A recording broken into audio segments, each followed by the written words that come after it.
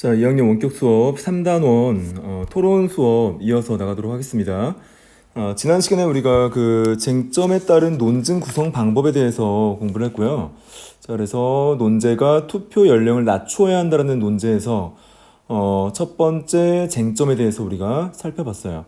자, 그리고 반대 신문식 토론이 어떤 절차에 대해서도 공부를 했는데 그 절차가 진행되는 과정에서 임론이 어떤 개념, 자, 그리고 반대신문이란 무엇이고, 자, 반대신문에 이어서 어떤 토론 절차가 이어지는지, 자, 그리고 토론 참여자의 역할은 무엇인지에 대해서 우리가 공부를 했어요.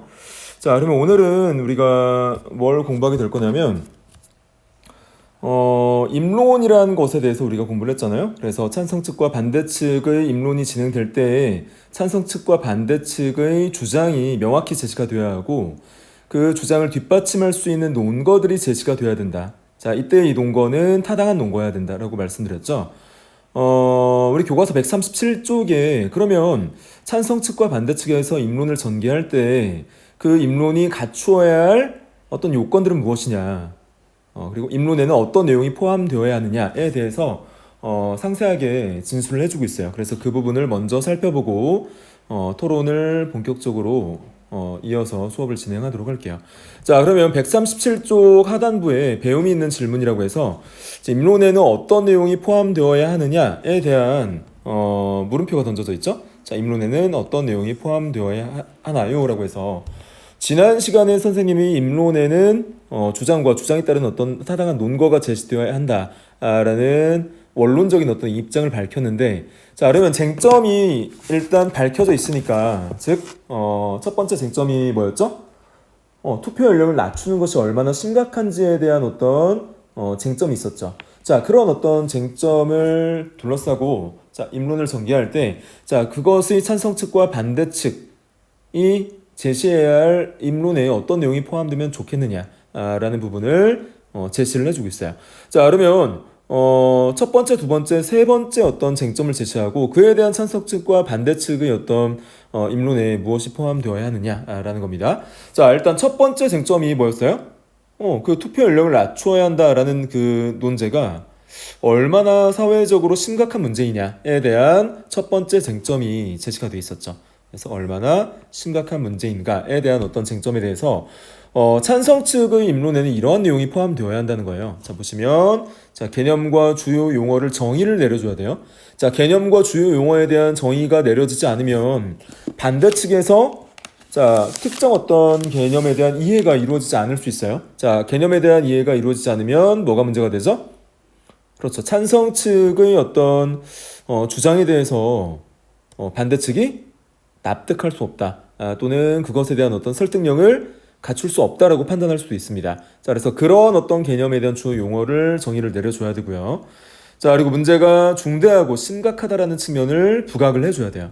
자, 세 번째로 문제가 지속되어서 특정한 조치가 시급하다라는 부분을 강조를 해줘야 됩니다. 자, 세 가지 측면에 대해서 찬성 측의 임론이 전개돼야 되고, 자, 그렇다면 첫 번째 쟁점에 대해서 반대 측은 임론 내용이 어떤 내용이 자, 제시가 되어야 되느냐라고 했을 때 역시 마찬가지로 개념과 주요 용어에 대한 어떤 점검 그리고 정의는 이루어져야 되겠죠. 자, 그리고 중대한 문제가 아니고 심각하지 않다라는 측면을 부각해줘야 돼요.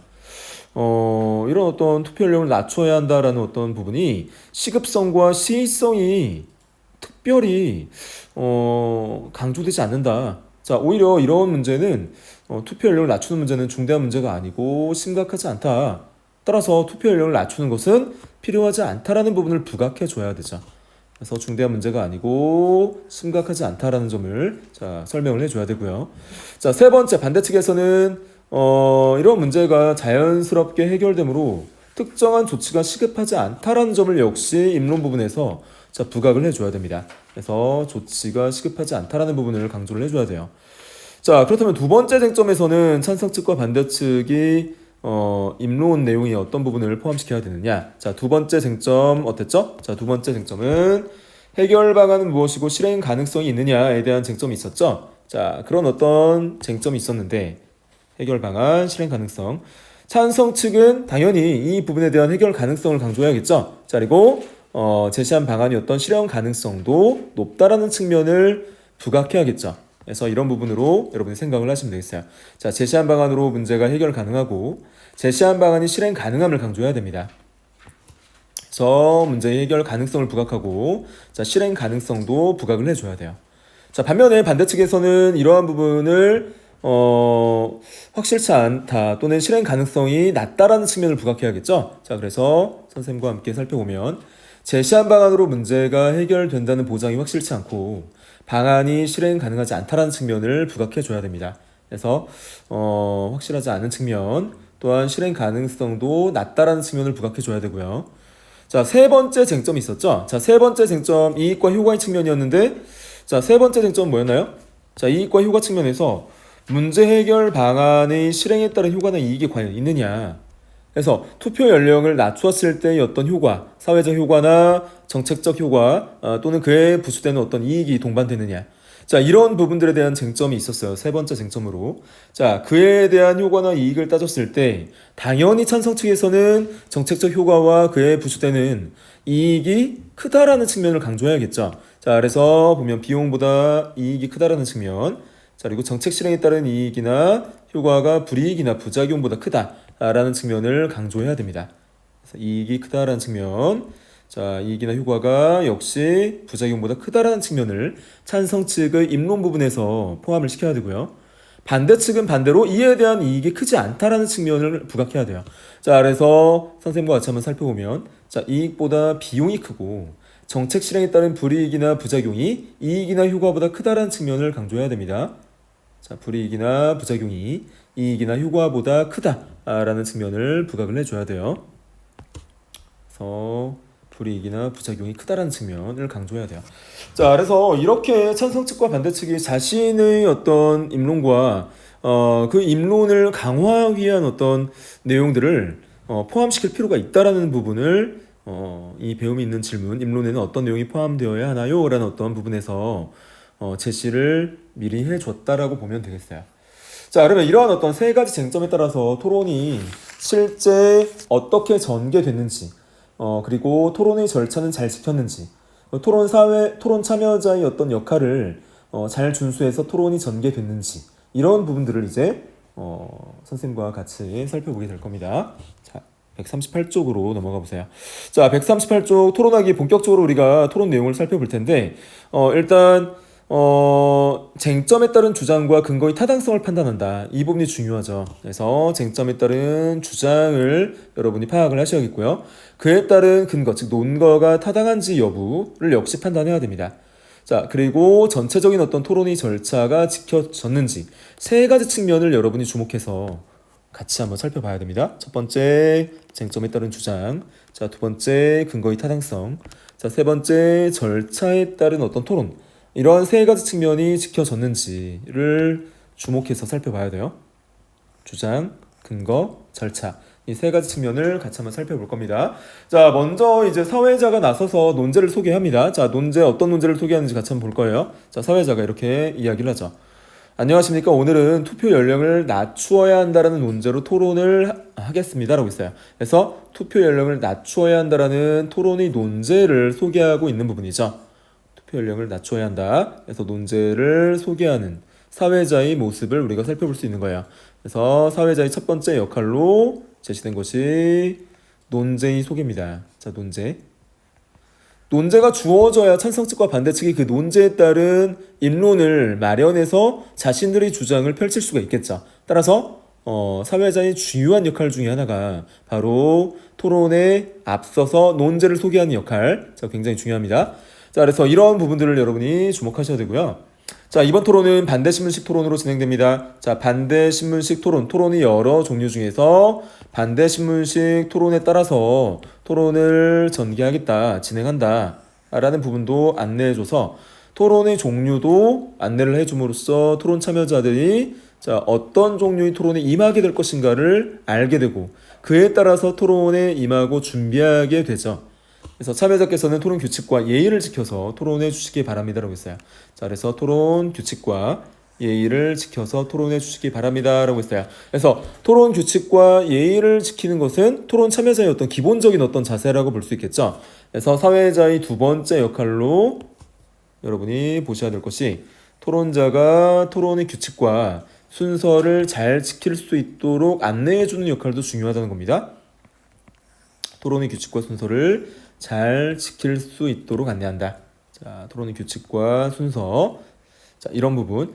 자, 그리고 나서 사회자가 또 뭐라고 하냐면, 자, 먼저 찬성 측 제1토론자께서 입론해 주시기 바랍니다. 그래서 찬성 측의 제1토론자의 입론을 안내합니다. 자, 찬성 측 제1토론자의 입론. 그래서 우리 반대 신문식 토론의 어떤 절차에 대해서는 이미 학습을 했어요. 그래서 사회자의 역할이 토론의 순서를 안내하는 역할도 있다라는 것 여러분이 기억을 해줘야겠어요. 자, 사회자 역할, 세 번째 역할, 토론의 순서를 안내한다. 라는 부분 주목을 하셔야겠죠? 자, 그래서 찬성 첫 번째 토론자의 입론이 진행이 돼요. 그래서 입론 부분에서는 찬성 측의 어떤 주장과 그에 따른 어떤 논거가 제시가 되는데 그런 부분들을 각각 여러분이 잘 파악을 할 줄 알아야 된다고 말씀드렸죠? 그래서 찬성 첫 번째 측의 어떤 입론 부분을 같이 한번 볼게요. 자, 어떻게 주장을 펼쳐나가느냐? 자, 투표 연령이란 유권자로서 투표할 수 있는 나이를 가리킨다라고 해서 주요 용어를 정의를 내려주고 있어요. 그래서 투표 연령이란 유권자로서 투표할 수 있는 나이를 가리키는 말입니다라고 해서 자, 투표 연령의 개념을 정의를 내려주고 있고요. 자, 이어서 그리고 국회의원, 대통령 등 선출직 공직자를 뽑는 선거에서 투표할 수 있는 권리를 선거권이라고 합니다. 라고 역시 마찬가지로 선거권이 용어의 개념 정의를 내려주고 있죠. 자, 선거권이란 무엇이냐? 그래서 선거권이란 뭐라고 개념 정의를 내려줬어요? 투표할 수 있는 권리다 라고 해서 개념을 정의 내려줌으로써 상대방의 어떤 이해를 돕는다 라고 여러분이 생각을 하시면 되겠어요. 자, 현재 우리나라에서 선거권은 만 19세 이상의 국민에게 주어집니다. 자, 선거법에 따라 투표 연령을 만 19세 이상으로 정해 놓았기 때문입니다. 자, 대통령이나 국회의원을 선출하는 일은 우리나라의 미래를 설계하는 것입니다. 자, 국가의 정책과 계획을 결정하는 일에 미래의 주역인 청소년이 영향을 미치지 못한다는 것은 매우 심각한 모순입니다. 라고 해서 자, 찬성 측이니까 자, 문제의 중대성과 심각성을 강조하는 부분이죠. 그래서 국가의 정책과 계획을 결정하는 일에 미래의 주역인 청소년이 영향을 미치지 못한다는 것은 매우 심각한 모순이다라고 해서 문제의 어떤 중대성, 심각성을 강조한다 라고 볼 수 있어. 그럼으로써 투표 연령을 낮춰야 한다라는 찬성 측의 입론을 강화하기 위한 어떤 논거로서 기능을 합니다. 자, 이어서 보도록 할게요. 자, 또한 만 19세 미만의 청소년에게 선거권을 주지 않는 것은 국민이 한 사람으로서 누려야 할 기본적인 권리를 침해하는 일일 수 있습니다 라고 해서 자, 그런 어떤 19세 미만의 청소년에게 선거권을 제시하지 않았을 경우, 부여하지 않았을 경우의 어떤 문제점 또는 그 문제에 따른 어떤 사회적 시급성을 강조했다라고 볼 수 있어요. 그래서 주지 않는 것은 국민이 한 사람으로서 누려야 할 기본적 권리를 침해하는 일이다. 기본권을 침해하는 일이다. 자, 그래서 문제가 지속되었을 당시 자, 이러한 어떤 시급성을 강조합니다. 조치의 어떤 시급성. 자, 계속해서 보도록 할게요. 어떻게 입론이 전개되는지. 자, 이 같은 인권 침해는 민주주의 발전에도 걸림돌이 될 것입니다. 자, 민주주의 발전의 측면을 또 문제 삼았죠. 자, 이러한 이유로 국가인권위원회에서는 투표 연령 기준을 현재의 만 19세 이상에서 만 18세 이상으로 낮춰야 한다고 권고한 바 있다. 자, 어떤 강제성을 띠는 건 아니에요. 자, 국가인권위원회의 어떤 권고사항이 법적인 효력이나 강제성을 띠는 것은 아닌데, 자, 권고를 함으로써 만 18세 이상의 청소년들에게 투표권을 부여해야 한다라는 어떤 당위성을 이 기관에서 제공을 했다라고 볼 수 있습니다. 그래서 권고를 했다. 그래서 주장을 어떤 뒷받침한 어떤 사례로서 입론이 어떤 주장을 강화하고 있다라고 여러분이 생각을 하시면 되겠어요. 그래서 사례를 들었죠. 이 사례들은 찬성 측의 입론을 강화하는 역할을 합니다. 자, 이 부분은 판서를 할게요. 찬성 측의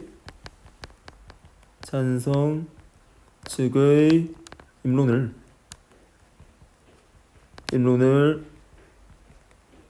강화하는 논거이다. 자, 찬성 측의 입론을 강화하는 논거이고 입론을 강화함으로써 주장을 뒷받침한다라고 볼 수 있어요. 자, 입론을 강화한다는 것은 다른 말로 주장을 뒷받침한다. 자, 입론을 강화한다라는 것은 결국은 주장을 강화한다. 자, 이런 어떤 부분으로 여러분이 생각을 하시면 되겠습니다. 자, 주장을 뒷받침한다. 입론을 강화한다. 다 같은 설명이라고 보시면 되겠어요. 자, 이렇게 해서 어떤 문제를 들면서 자, 문제가 이제 제시되었을 때 그것을 강화할 수 있는 어떤 이런 사례들을 제시하는 것이 중요해요. 자, 그럼 입론을 제시하면서 해결 방안도 같이 함께 제시를 했네요. 자, 어떤 해결 방안을 제시했냐면 투표 연령을 낮추게 되면 청소년이 자신과 관련된 교육, 자, 입시 등의 정책에 더욱 관심을 두게 되고 나아가 자신이 맞닥뜨릴 가까운 미래를 선택할 기회를 얻을 수 있다. 그래서 투표 연령을 낮추었을 때의 어떤 효과죠. 그래서 어떤 효과예요? 자신과 관련된 교육이나 입시 등의 정책에 더욱 관심을 두게 되고 자, 그리고 가까운 미래를 선택할 수 있는 기회를 얻게 된다는 거죠. 자, 그리고 대한민국 국민으로서의 기본적 권리인 참정권을 보장받을 수 있게 됨으로써 인권 침해의 어떤 우려에서도 벗어날 수 있게 된다라는 여러 가지 효과를 들고 있습니다. 교육, 입시 등의 정책에 더욱 관심을 두게 되고 두 번째, 자, 가까운 미래를 선택할 수 있는 기회. 자, 세 번째, 참정권이 보장. 자, 네 번째, 인권 침해의 어떤 우려를 불식시킨다. 라는 네 가지 어떤 효과를 들면서 자, 이런 어떤 투표권을 부여해야 한다라는 어떤 찬성 측의 입론을 역시 강화한다. 라고 볼 수 있겠어요. 그래서 자, 이런 부분도 여러분이 정리를 잘 해두면 좋을 것 같습니다. 정책에 더욱 관심을 두게 되고 자, 미래의 어떤 선택 기회, 자, 참정권 보장, 자, 인권 침해의 어떤 우려 해소. 자, 이런 어떤 1번에서 3번이 어떤 요소. 자, 1에서 4번 요소.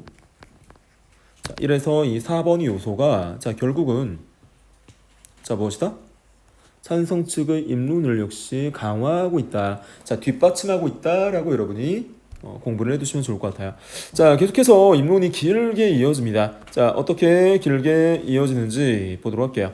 자, 이익과 효과의 측면에 대해서도 언급을 합니다. 자, 이익과 효과의 측면에 대해서 어떤 부분을 언급하는지 보세요. 자, 오늘날 우리나라 청소년은 선거에 참여할 수 없기 때문에 자, 우리나라의 정치나 정책에 무관심한 상황이다. 자, 문제. 자, 투표 연령을 낮추면 청소년이 국가 정책과 정치에 관심을 가지게 한 효과. 아까 앞서 언급을 했죠. 그래서 국가 정책과 정치에 관심을 갖게 된 효과. 자, 나아가 최근 들어 점차 낮아지고 있는 투표율을 높이는 효과. 자, 두 가지 어떤 효과를 들었어요. 그래서 정책과 정치에 관심을 갖게 되고 투표율을 제고한다. 자, 이런 어떤 두 가지 효과에 대해서 언급을 해줬어요. 자, 이 두 가지 효과에 대해서 언급을 하면서 역시 첫 번째, 두 번째의 이러한 효과가 입론의 주장을 강화한다라고 볼 수 있겠죠. 마찬가지예요. 자, 찬성 측의 입장, 입론을 강화하는 어떤 역할을 한다. 라고 여러분이 생각을 하면서 자, 공부를 하시면 되겠습니다. 자, 그러면 그 문제와 해결 방안, 이익과 효과를 찾아보자라고 했는데 이미 다 선생님이 언급을 해줬어요. 그래서 문제 두 가지 문제 뭐였죠? 자, 왼쪽 찬성 1 토론자가 제시한 쟁점에 따른 주장을 정리해보자라고 했죠? 자, 이미 다 언급을 했어요. 자, 문제는 자, 미래의 주역인 청소년이 미래의 정책을 결정하지 못하는 자, 투표에 참여하지 못하는 건 모순이고 자, 청소년의 인권이 침해될 수 있는 두 가지 문제점이 있었어요. 자, 그리고 이에 대한 해결 방안으로는 투표 연령을 낮추자는 거죠. 자, 투표 연령을 낮춰서 미래의 어떤 선택한 권리를 얻고 자, 역시 투표 연령을 낮춰서 인권 침해를 해소할 수 있는 부분입니다. 그래서 해결 방안은 투표 연령을 낮추자는 거예요. 자, 그리고 이에 대한 이익과 효과의 측면 방금 살펴봤었죠.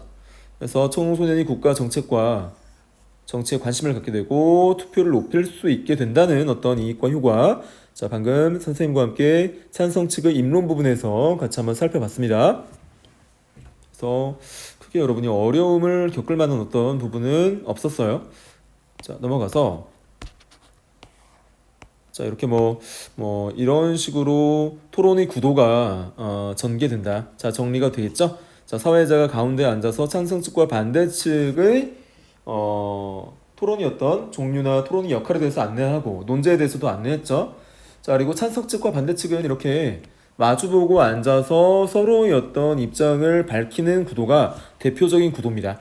그래서 찬성 측과 반대 측이 서로 마주 보면서 자신의 어떤 입장을 강화하고, 자, 상대 측은 상대방이 이제 주장을 강화하는 어떤 입론을 펼칠 때 경청을 해야 돼요. 자, 이렇게 이 사파에서 보듯이 경청을 잘 해줘야 됩니다.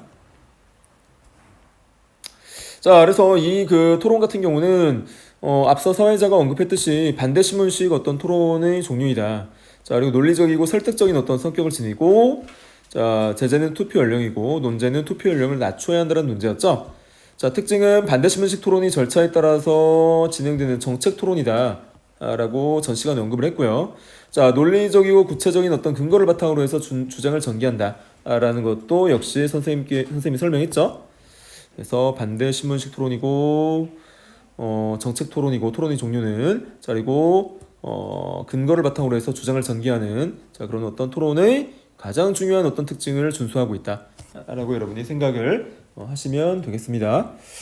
자, 잠깐 화면 정지하고 여러분이 정리를 하시면 좋을 것 같고요. 자, 넘어가서, 자, 입론을 이제 찬성 측이 마무리를 하고 있어요. 어떻게 마무리를 하고 있나요? 따라서 저는 투표 연령을 낮추어야 한다는 논제에 찬성합니다 라고 해서 자신들의 어떤 주장을 후반부에 제시를 했죠. 이런 제시 방법을 귀납적 제시라고 합니다. 자, 그래서 투표 연령을 낮추어야 한다는 논제에 찬성합니다 라고 해서 찬성 1의 어떤 입론을 제시하였다. 자, 그래서 투표 연령을 낮춰야 한다는 논제에 찬성합니다 라고 하면서 마무리를 지었어요. 그래서 찬성 측의 입장 표명이 있었고요.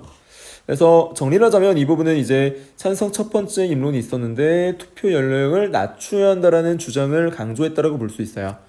자, 사회자가 이제 정리를 해주겠죠. 자, 잘 들었습니다. 자, 그럼 이제 자, 정리는 없고 반대 측 제2 토론자께서 반대 신문을 해 주시겠습니다. 자, 주시기 바랍니다라고 해서 찬성 첫 번째 찬성 측의 어떤 입론에 대해서 신문을 전개하라는 거예요. 그 부분에 대한 논리적 허점이라든가 아니면, 자, 논리적으로 빈약한 부분을 파고들어서 그 부분에 대한 신문을 전개하라는 어떤 사회자의 안내가 있었어요. 그래서 반대 신문을 해달라 라고 했어요. 이 반대 신문이라는 것은 뭐냐면 상대 측 발언의 문제점이나 불충분함이 드러날 수 있도록 질문을 던지는 거예요.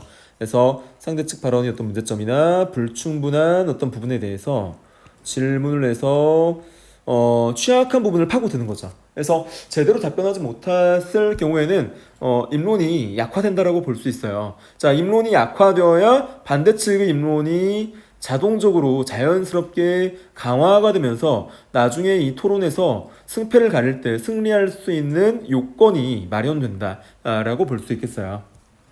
자, 이제 반대 신문이 전개됩니다. 자, 반대 신문이 어떻게 전개되는지 보도록 할게요. 자, 반대 두 번째 학생의 반대 신문인데요.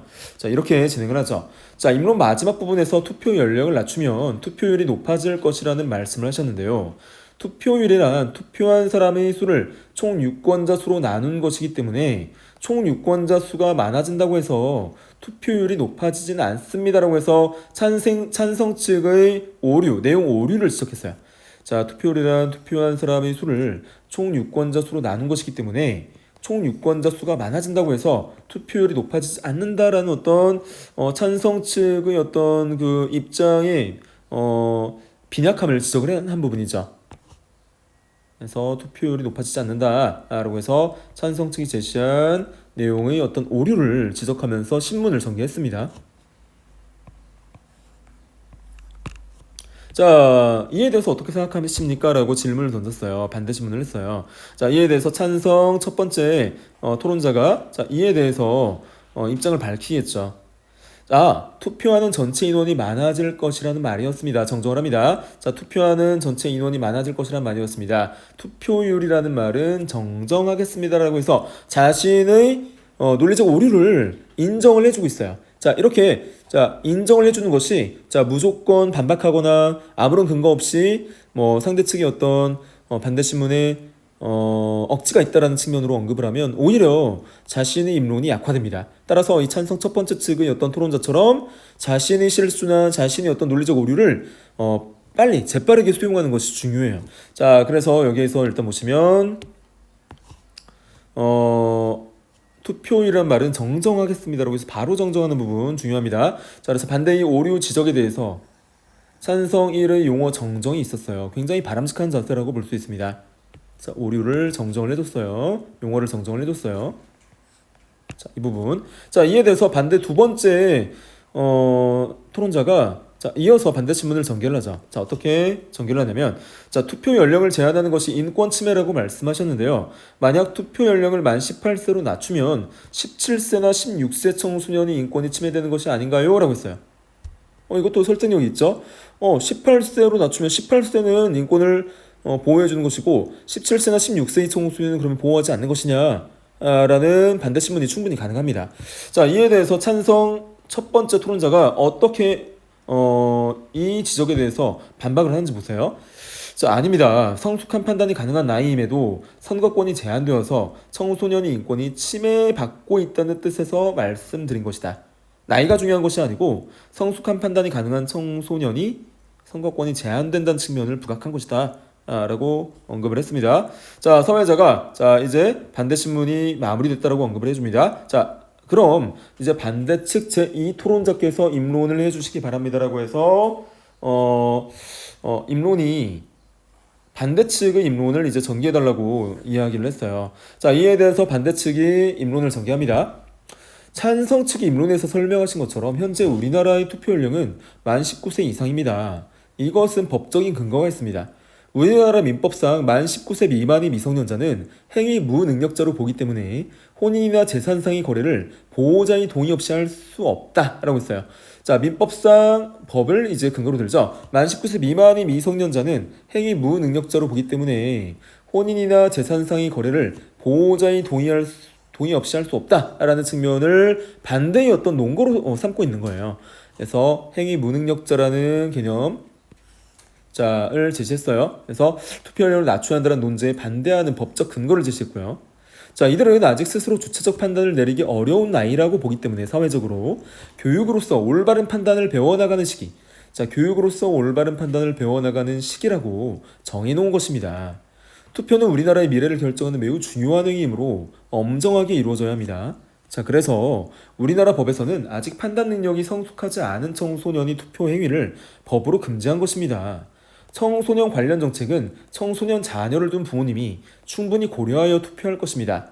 대안이죠. 자, 청소년이 투표를 행사하지 않더라도 청소년을 둔 부모님께서 이를 고려하여 투표를 할 것이다라는 입장을 밝히고 있어요. 반대측에서는. 그래서 청소년 관련 정책은 청소년 자녀를 둔 부모님이 충분히 고려해서 투표할 것이다. 그래서 청소년에게 투표권을 주지 않더라도 문제가 없다는 측면을 강조했어요. 그래서 부모님께서 충분히 고려할 것이다. 자, 그래서 다른 방식으로 문제가 해결될 것이기 때문에 시급하게 조치할 필요가 없다. 자, 시급성이 떨어진다. 라는 측면을 강조한 겁니다. 또 미성년자에게 선거권을 제한하는 것이 인권 침해라고 볼 수 없습니다라고 했어요. 자, 술이나 담배를 미성년자에게 팔지 않는 것이 인권 침해가 아닌 보호의 의미임을 인정하실 겁니다. 투표 연령 제한 또한 올바른 의사결정에 어려움을 겪을 수 있는 미성년자를 보호하려는 의도이므로 인권 침해라고 볼 수 없다라고 했어요. 오히려 미성년자를 보호하려는 의도이다. 헌법재판소에서도 이런 점을 고려하여 2013년에 만 19세 미만의 선거권 제한에 합헌 결정을 내린 바 있다. 역시 법적인 측면을 논거로서 제시하고 있죠. 헌법재판소의 판결 사례를 들고 있습니다.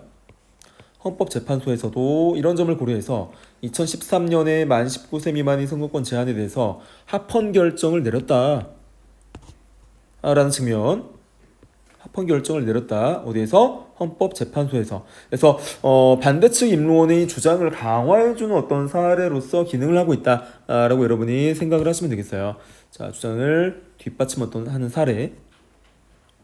그래서 여러 사례, 여러 어떤 논거들을 들면서 반대측, 즉 선거권을 부여하지 않아도, 투표권을 부여하지 않아도 상관없다. 즉 연령을 낮출 필요가 없다라는 측면을 강조하고 있는 겁니다. 자, 그리고 만일 현재와 같은 투표 연령 제한이 만 19세 미만의 어떤 인권을 침해하는 것이라고 한다면 투표 연령을 낮춘다고 해결될 수 있는 문제가 아닙니다. 투표 연령을 만 18세로 낮추어도 만 17세나 16세의 인권은 침해되는 것 아닙니까? 라고 있어요. 이런 어떤 논리 빈약성은 있죠. 찬성 측의 논리에 빈약성이 있습니다. 만 17세나 16세 인권은 침해되는 것이 아니냐. 자, 그렇다고 투표 연령의 제한을 없앨 수는 없다. 그러므로 투표 연령을 낮춰야 한다는 주장은 설득력이 없습니다. 선거권이 없어서 청소년이 정치나 정책에 무관심하다는 것은 또 적절하지 않은 의견입니다. 우리나라의 교육제도를 고려할 때 만 19세 미만은 고등학생에 해당하는 시기입니다. 이 시기 청소년은 교육으로 합리적인 의사 결정 방법을 배우게 됩니다. 정치나 정책에 무관심하다면 교육으로 해결 가능하다는 거예요. 자, 정치나 정책에 무관심하다면 이는 자, 투표권 부여로 해결하는 것이 아니라 자, 교육적 측면에서 해결해야 한다라는 측면을 반대 측에서는 강조를 하고 있어요. 그래서 자, 교육으로 해결해야 함의 어떤 필요성을 강조하는 거예요. 자, 그래서 찬성 측의 주장에 대한 반대 측의 어떤 대안이라고 볼 수 있겠습니다. 반대 측의 대안. 자, 계속해서 이익과 효과의 측면에 대해서도 언급을 해줘요. 자, 만약 투표 연령을 만 18세 이하로 낮춘다면 잘못된 의사결정으로 투표의 본질을 잃을 수 있다. 잘못된 의사결정으로 투표의 본질을 잃을 우려가 있다라는 측면을 또 강조를 하죠. 잘못된 의사결정이 이루어질 수 있다. 투표의 본질을 잃을 수 있다. 라는 측면을 강조한 거예요. 자, 따라서 지금처럼 투표 연령을 만 19세 이상으로 유지하여 투표 결과의 신뢰도를 확보하는 것이 타당하다고 생각한다.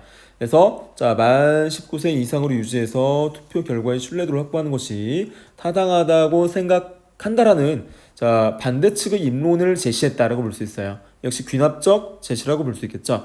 그래서 자, 투표 결과의 어떤 신뢰도를 확보한다. 자, 무엇을 통해서 투표 연령을 만 19세 현행으로 유지하자는 거죠. 자, 무엇을 확보할 수 있다? 투표 결과의 신뢰도를 확보할 수 있다라는 측면을 강조한 겁니다. 자, 그럼 반대 측의 어떤 입론이 이렇게 논거들이 제시가 됐고요. 따라서 저는 투표 연령을 낮춰야 한다는 논제에 반대합니다라고 해서 입론을 한 번 더 강조했다라고 볼 수 있겠어요. 자, 현재의 어떤 논제에 반대한다라고 해서 자, 논제에 대한 반대 측의 입장 표명이 있었습니다. 자, 그러면 역시 마찬가지로 정리를 해보면 반대 측 제1토론자가 제시한 어떤 쟁점에 따른 주장을 정리해보자라고 했어요. 자, 같이 살펴봤어요 이미. 자, 그래서 문제는 청소년 행위 무능력자이기 때문에 투표에 제한을 두는 것이고 청소년의 선거권 제한은 미성년자를 보호하려는 의도이므로 인권 침해라 볼 수 없다라는 측면이 자, 부각이 됐었고요. 행위 무능력자라는 측면 중요하고요.